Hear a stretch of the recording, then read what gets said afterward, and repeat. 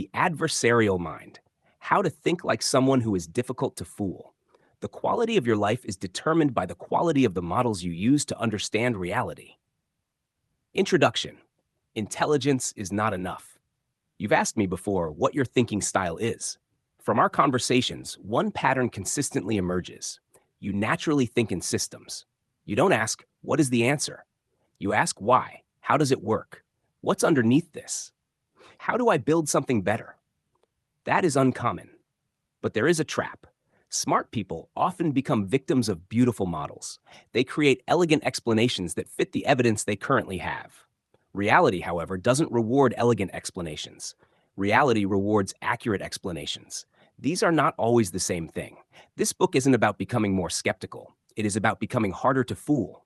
Not by others, by yourself. Chapter 1. Your brain is a storytelling machine. Imagine walking into your office. You receive 3 messages. Manager A says, open quote, recruitment is hiring weak candidates, close quote. Recruitment says, open quote, managers reject qualified people, close quote. Finance says, open quote, we're spending too much replacing resignations, close quote. 3 people, 3 truths, 3 completely different stories. Which one is correct? The wrong answer is, open quote, let's find out who's right, close quote. The better question is, open quote, what incentives produced each version of reality, close quote. This is adversarial thinking. It assumes reality is hidden behind narratives. Your job is not accepting stories. Your job is reconstructing reality. The 3 layers of reality. Every situation has 3 layers. Layer 1, facts. Things that actually happened. Examples, 5 employees resigned. Salary increased by 8%. Survey participation dropped. Budget decreased. Facts are observable. Layer 2, interpretations. The meaning people assign. Examples, open quote, employees are unhappy. Close quote, open quote, leaders are ineffective. Close quote, open quote, HR failed. Close quote. Interpretations are not facts. They are hypotheses. Layer 3, incentives. The least visible layer. Questions like, why does this person believe this? What happens if other people believe this? What happens if they don't? This is where strategy begins. Chapter 2. Every organization is a marketplace. People think companies are built on structure. Actually, companies run on exchanges. Managers exchange performance for promotions. Employees exchange time for salary. HR exchanges trust for influence. Executives exchange resources for outcomes. Every meeting is a negotiation. Every presentation is persuasion. Every proposal competes against another proposal, just like buying and selling. Imagine someone trying to sell you a car. The seller says, open quote, it's in excellent condition, close quote. Most buyers ask, open quote, is that true? Close quote. An adversarial thinker asks, open quote, why does this person benefit if I believe that? Close quote.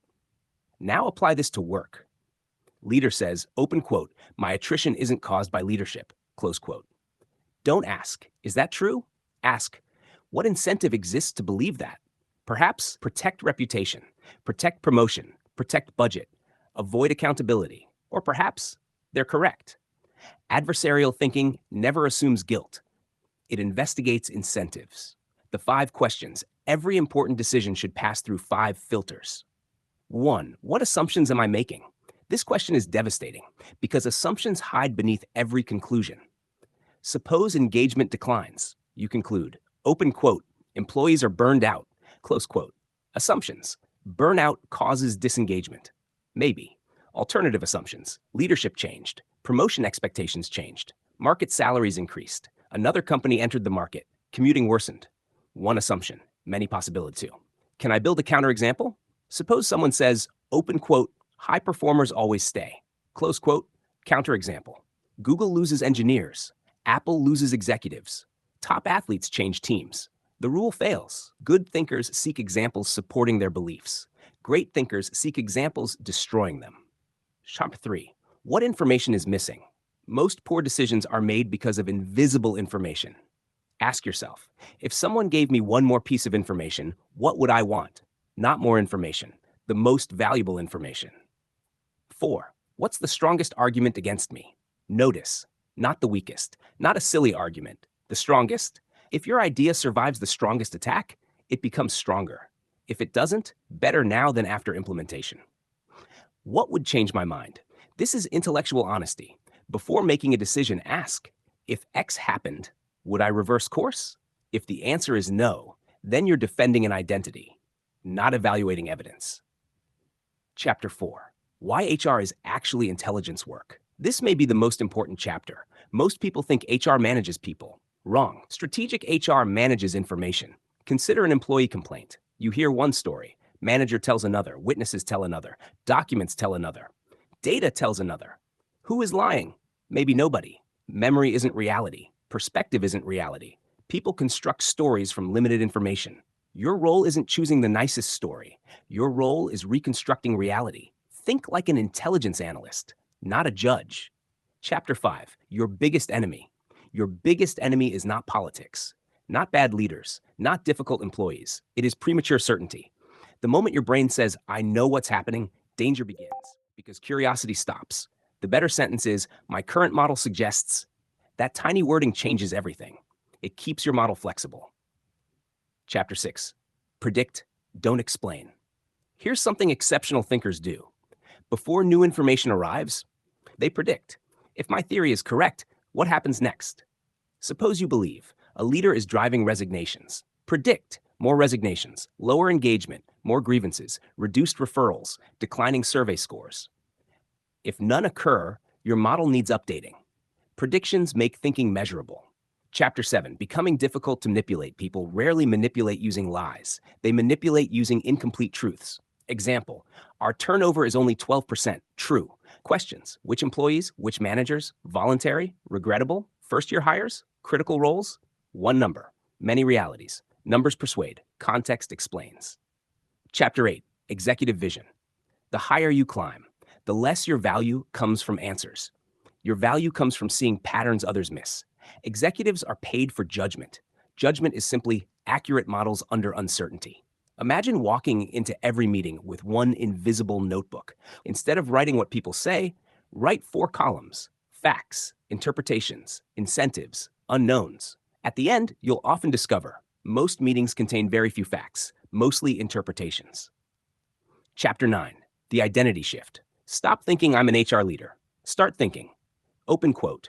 I am an architect of organizational reality. Close quote. My responsibility is not making everyone happy. My responsibility is making decisions that match reality as closely as possible. That means I welcome disagreement. I actively search for missing evidence. I reward people who challenge my thinking. I separate observation from interpretation. I never confuse confidence with accuracy. Your new daily operating system.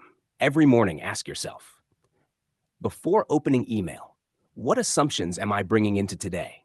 Before every meeting, what incentives does each stakeholder have? During every discussion, am I hearing facts or interpretations? Before every recommendation, what evidence would make me reverse this recommendation? After every important decision, what prediction does my decision make? How will I know if I'm wrong? The Executive Journal. End each workday with these 5 prompts. 1. Where did I mistake interpretation for fact? 2. Which stakeholders' incentives did I fail to understand? 3. What assumption proved false today? 4. What evidence changed my mind? 5. What belief did I become more confident in, and why? The philosophy of the adversarial mind. You are not trying to become cynical. You are trying to become calibrated. You are not trying to distrust people. You are trying to distrust untested assumptions. You are not trying to win arguments. You are trying to lose bad ideas before reality exposes them. Your worth is not measured by how often you're right. It is measured by how quickly you recognize when you're wrong and how effectively you update your model. That is how elite investors survive volatile markets. It is how intelligence analysts avoid confirmation bias. It is how exceptional executives navigate organizations filled with incomplete information and competing incentives. If you make this your identity, you'll notice a profound shift. Meetings will feel different. Conflict will become data instead of drama. Metrics will become questions instead of answers. And over time, people will trust your judgment, not because you always have the answer, but because your conclusions consistently reflect reality more closely than the stories around you.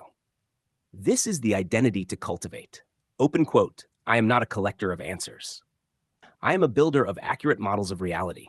Every conversation, Every dashboard, every conflict, every success, and every failure is another opportunity to refine that model. My advantage is not that I know more than others. My advantage is that I am willing to question my own conclusions before reality forces me to. Close quote. If you internalize that mindset, adversarial thinking stops being a technique.